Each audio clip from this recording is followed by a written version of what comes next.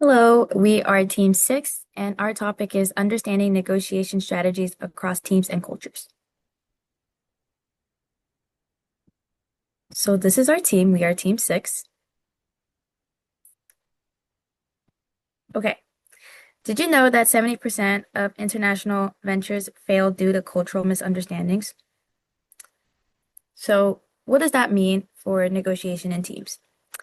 Well, negotiation is a strategy where two parties come together to reach a mutual agreement.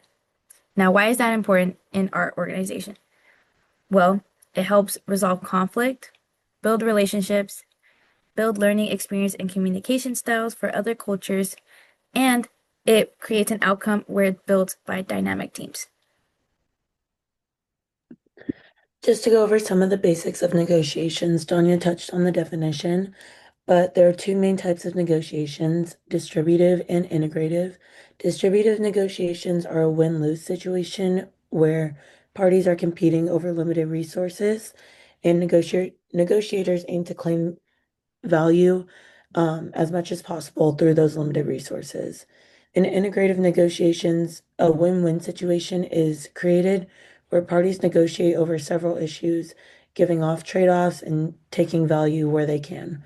Other types of negotiations that you may be familiar with are team negotiations, multi-part negotiations, one-shot negotiations, and repeated negotiations. So, how teams negotiate, there's two aspects that negotiators consciously look at. The first being interests and priorities. They want to look at what their bargaining points are, where their weaknesses are, and what constraints they're under. And then, as well as their strategy. As I had mentioned earlier, they could choose a distributive, which is a more direct type of strategy, or the integrative, which is a more collaborative one. But then they could also try to use reciprocity and look at what the other negotiator is trying to use and emulate that strategy as well. And then on the far right, you can see some of the interrupters, which are unconscious biases that negotiators can have, and they come from a variety of things such as personality, gender, status, and of course, culture. So before any team can successfully negotiate with an external party, it must first align internally. Strong internal dynamics are the foundation of effective negotiation. So we look at those four factors. Firstly, leadership styles. So whether leadership is directive or collaborative shapes how the team prepares, makes decisions, and positions itself during negotiation.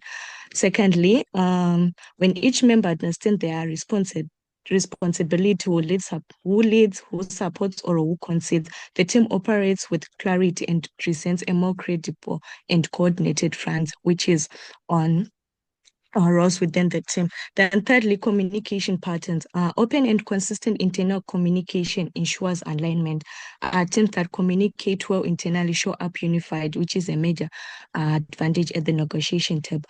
Finally, let us look at trust and cohesion. High trust teams remain resilient under pressure. They adapt, they stay composed and continue moving forward even in challenging moments. So in essence, internal negotiation comes before external negotiation.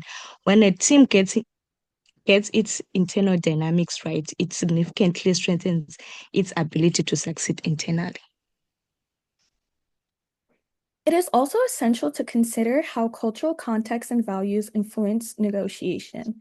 In negotiation, these cultural values critically shape trust, communication styles, and definitions of success, as well as approaches to teamwork and collaboration.